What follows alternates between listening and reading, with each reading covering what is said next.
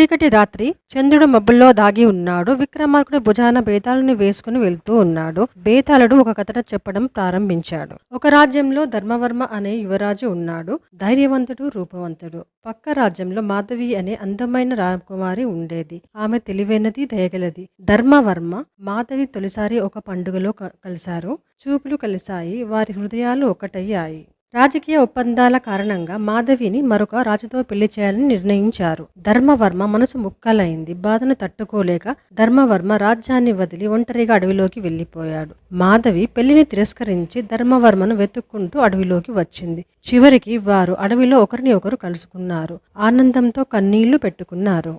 ఆ సమయమే పెద్ద రాక్షసుడు వారిని దాడి చేశాడు. భయంకర గర్జనతో ముందుకొచ్చాడు.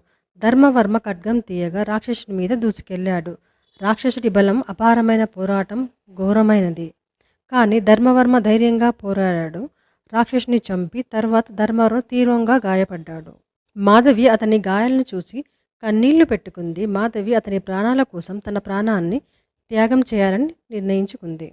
విక్రమార్క, ఈ కథలో నిజమైన ప్రేమ ఎవరిది? ధర్మవర్మదా, మాధవిదా, లేక రాక్షసుని చంపిన ధైర్యమా అని అడిగాడు. నిజమైన ప్రేమ మాధవిదే. ఆమె తన ప్రియుని వెతికింది, అతని కోసం త్యాగం చేయడానికి సిద్ధమైంది అని అన్నాడు. నీవు మాట్లాడావు కాబట్టి నేను మళ్ళీ చెట్టుపైకి వెళ్తున్నాను అని బేతాళుడు నవ్వాడు.